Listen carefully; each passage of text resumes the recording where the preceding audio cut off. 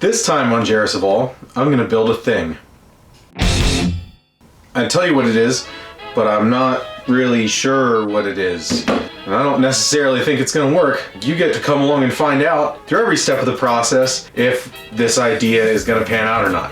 Let's get started. It's going to be time consuming. I got a lot of straws to melt.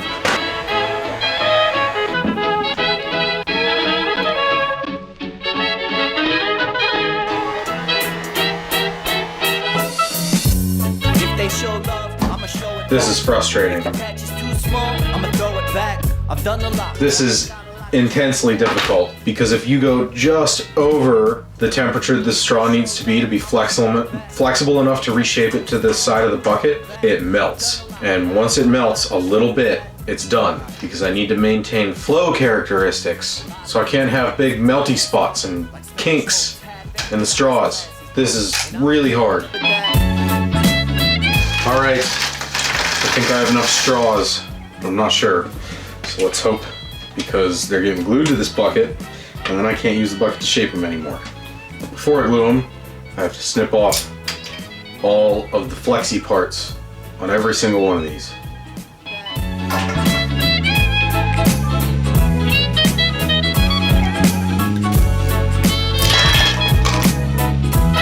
Super glue doesn't work at all on this stuff. I think because it's like HDPE or something, but it won't stick it to a bucket. So basically, I decided I'm going to tape it, but I'm going to put glue in there also, but not super glue. I'm going to use construction adhesive.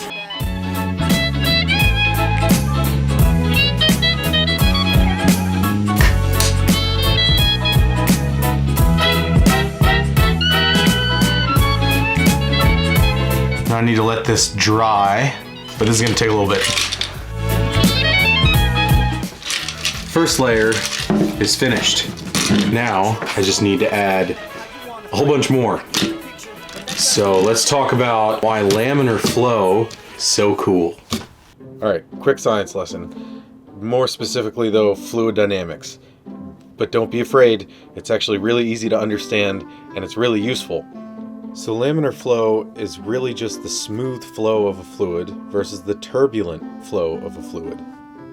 If you want a good visualization for this, think about normal fountains that shoot water up in the air and it breaks up as it flies into little droplets and it goes all over the place.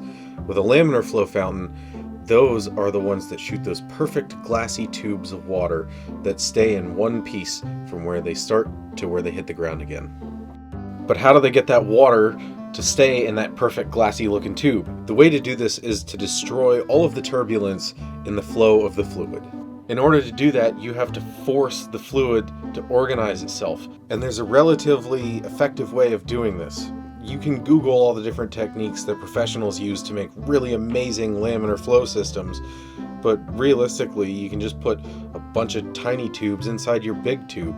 This eliminates the ability of the fluid to be able to swirl and spin and cause turbulence as it's flowing through whatever you're pushing it through.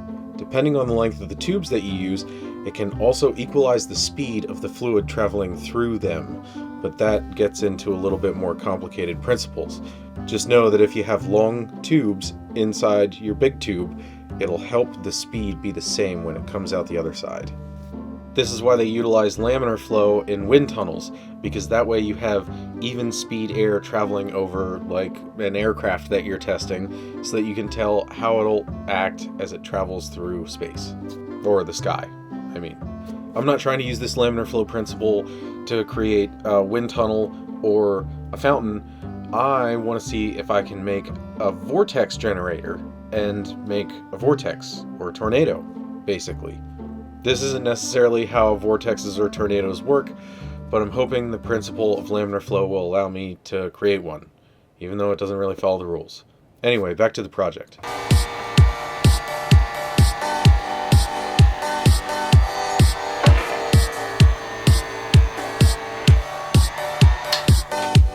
See that? I've come up with an amazing system for curving plastic straws. I already have 4 layers of straws on my vortex generator, and the glue is dry, and I thought that would be enough, but the problem is the 2 buckets that I got, Even if this is the whole way at the bottom, it still rattles around in there. So I need more layers. So now I'm in the process of bending the next 300 straws. I know this is 200, but there's another box open on the table. I need to make 4 more layers to get this to reach this bucket, you know? Oh, and big shout out to Harbor Freight for building something that didn't break in 5 minutes. I've been using this thing for a long time, and it looks terrible, but it keeps on chooching. I'm gonna spend the next 4 hours doing this. And then I'm gonna spend the next couple hours after that trying to get the straws glued to the bucket. Now I gotta trim them.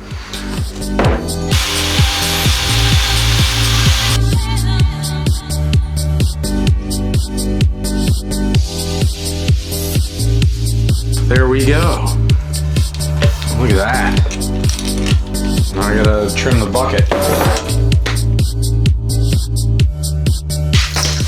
All right, I knew this was coming. After I got all these straws on and got them all cleaned up, I had a dilemma. I have to cut this metal without deforming the bucket. But at the same time, the bucket cannot get warm, because if the bucket gets warm, well, the straws melt, you know? Because these things melt at a really low temperature, basically. So when I go to cut this, if I use tin snips, it would like deform the crap out of the bucket. But if I use like a cutoff wheel, it makes the bucket super hot. So I found a solution, and I filled it with water, and I froze it solid. So now I can cut it off, and there's no way it can get hot because it's filled with ice. And I think it's frozen the whole way through. But now that I'm looking at it, I'm not really sure. But it doesn't matter, because if I can cut the top, then I can put more water in it and freeze it again to cut the bottom. Crisis averted. Ice. Oh, there we go. All right. Beautiful. Now, let's see if I can do the bottom. This might get messy.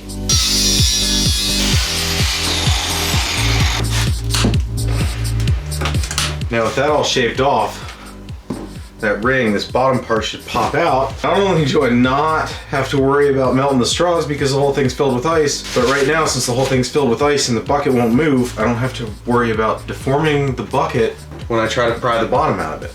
Dual purpose.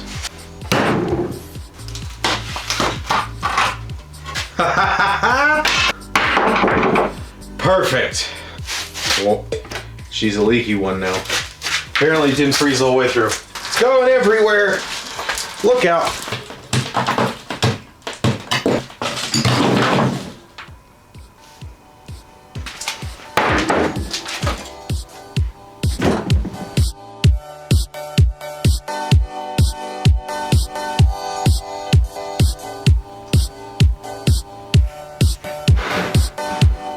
The final gluing is done. I just need to let this dry, which could take an exceedingly long period of time since it's glue sandwiched between 2 layers of plastic. It's coming along, not fast enough, but it's coming.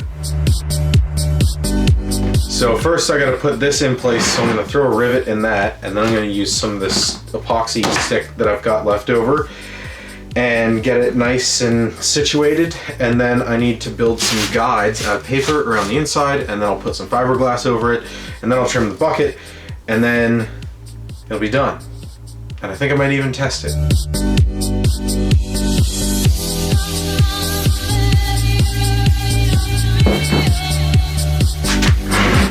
Now I need to do the paper things.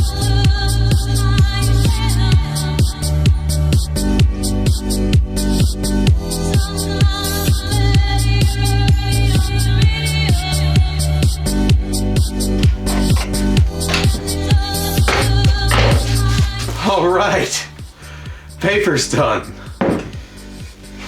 Now I just have to do the worst part.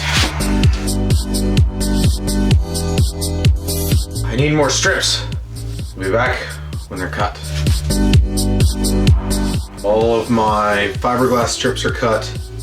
I'm basically ready to do this. Now I need to mix some of the stuff thing and put them on, and then I have to wait for it to set up. Time to start this thing.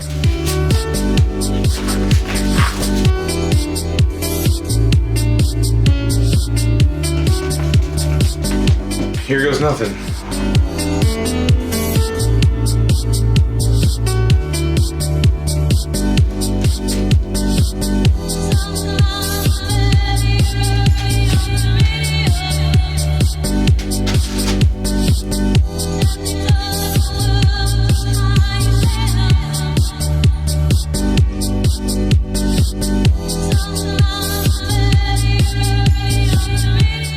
almost done. Now I have to let this thing sit overnight in a warm room to make sure that it's good and set up, because I have a tendency to try to do these things too fast and then screw them up. This time that's not gonna happen. For you, it'll only take a second. It's all set up. It worked out really awesome. Basically, I just need to trim it. And then I'm gonna test it.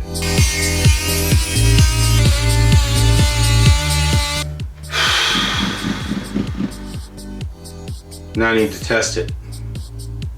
And I'm worried about it, because I have to start a gas fire on the table. This will be interesting. Here we go.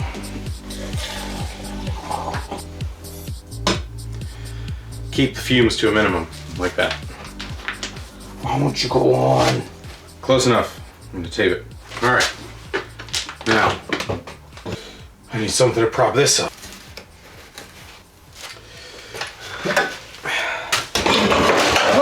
No!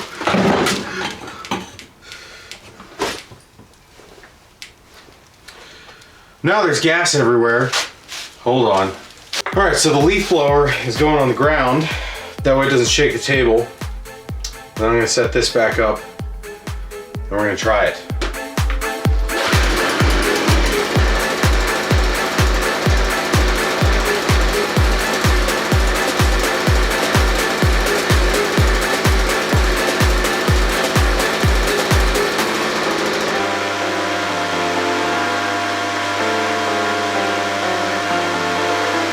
This isn't a very accurate test, because when I do this for real, there's gonna be so much more fire than what I have coming out of this little thing right here, you know?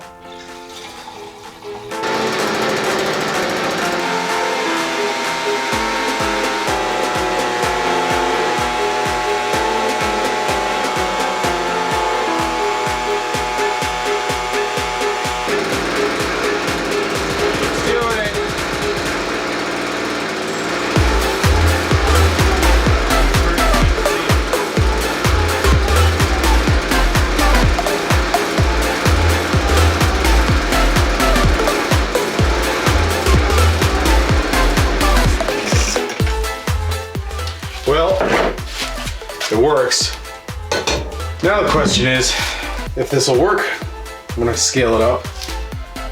And I don't think it will the way it sits. I think I need to put some vanes on the inside of it to make the air that's coming through the center swirl in the same pattern as the laminar flow vortex generator.